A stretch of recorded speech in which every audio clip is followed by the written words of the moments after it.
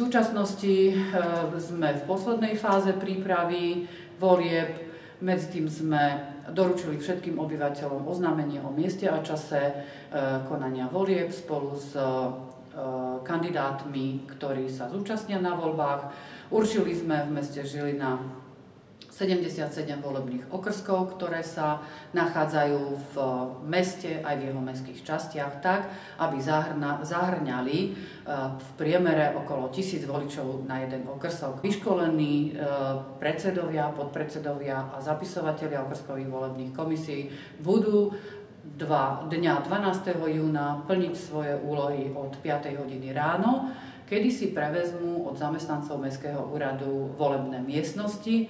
Na príprave volebných miestností už rovnako pracujeme asi mesiac. Upresňovali sme pre potreby telekomunikácií volebné miestnosti, do ktorých sú zavedené telefonické linky pre operatívne spojenie členov okrskovej volebnej komisie, či už s orgánmi štátu alebo s ústrednou volebnou komisiou. V tejto chvíli vrcholia práce na vydávaní voličských preukazov, ktoré vydávame. Ku dnešnému dňu je vydaných zhruba 1500 voličských preukazov, to znamená, že asi toľko voličov sa zúčastní na voľbách mimo mesta Žilina. Mestský úrad ukončí evidenciu obyvateľov, to znamená prihlasovanie a odhlasovanie z trvalého pobytu v meste Žilina dňa 11. júna o 15. hodine. Od 15. hodiny začneme tlačiť voličské zoznamy, ktoré budú súčasťou výbavy každej volebnej miestnosti, každej okrskovej volebnej komisie. Budeme sa snažiť urobiť voličské zoznamy čo najpresnejšie a s najvýstižnejším, najaktuálnejším počtom zapísaných voličov, aby nedochádzalo k nedorozumeniam pri výkone voľby do Národnej rady.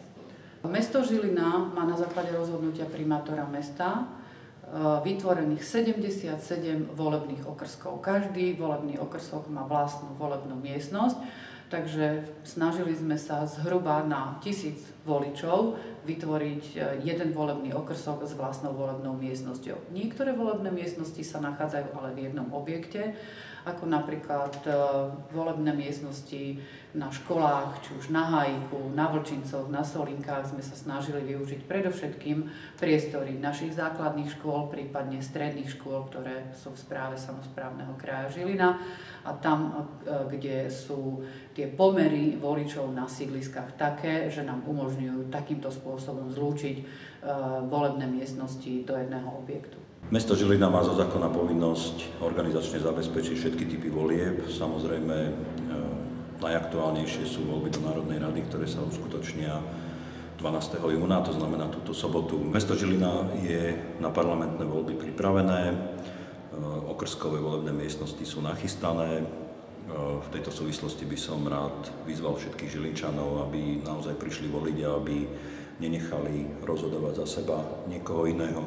Osobitne pozývam ku voľbám do volebných miestností prvovoličov, ktorých bude v týchto parlamentných voľbách na území mesta Žilina 574.